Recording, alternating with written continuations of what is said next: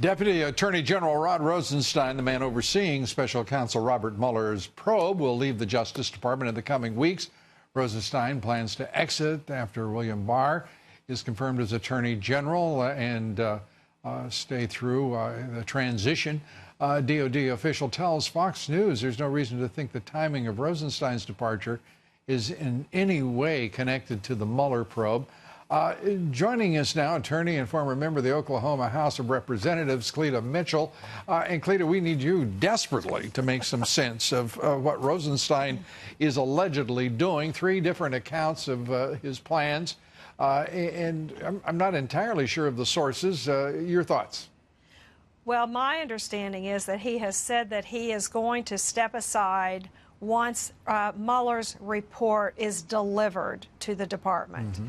And I think that's probably a good thing for William Barr's confirmation hearings, because because Rosenstein would be an issue in the Barr confirmation hearing that is, I guess, scheduled for next week. The Democrats would all be trying to get Barr to pledge that he was going to not interfere with Rod Rosenstein and not fire him, etc.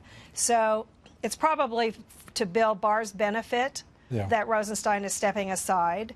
And I think that Rosenstein, whatever his name is, he accomplished what he wanted to do, which is that he was able to get Jeff Sessions to step aside and to recuse, and he stepped in and they've run out the clock.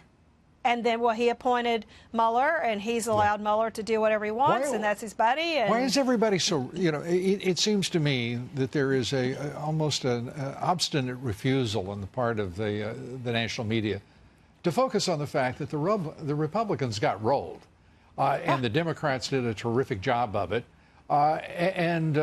Culpable are Mitch McConnell, culpable are the dear departed Paul Ryan. Mm-hmm. This has been an unseemly, sordid, corrupt mess that we have witnessed in the leadership of the Republican Capitol Hill,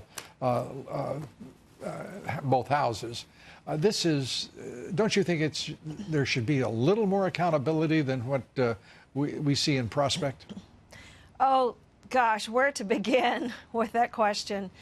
You remember that Congressman Devin Nunes, who was the chairman of House Intelligence, he went to Paul Ryan and told Paul Ryan in the spring of 2017, we have just discovered that indeed the Obama administration had put the Trump campaign under surveillance. And I would like to go, I want to give you the heads up, I'm going to advise the White House, which he did.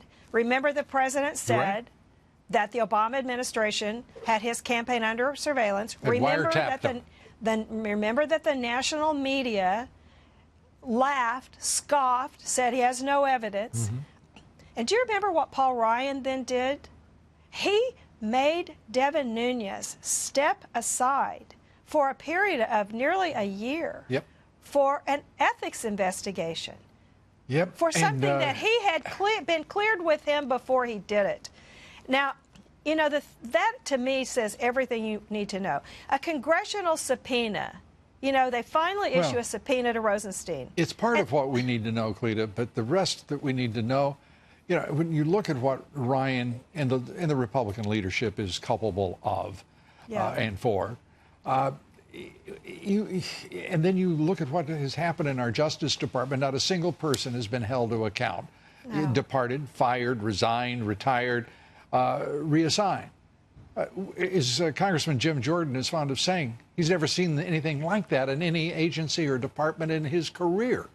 And yet there is not one of them in prospect of punishment for their deeds and their corruption. Well, we did see some heads roll at DOJ, but we didn't see them prosecuted. For Andy you saw some heads move. You didn't see any of them prosecuted. Well, they're all probably still. Although McCabe is probably still getting. He may be denied his retirement. Well, I'm just saying to this point. Yeah, they haven't been prosecuted. Nothing. And what makes me upset is, and I think it makes a lot of people upset, is that this whole special counsel situation is a complete farce. This was a, quote, counterintelligence operation from the beginning. And well, you said it. It's terrible. It's a farce. President Obama has immense responsibility here.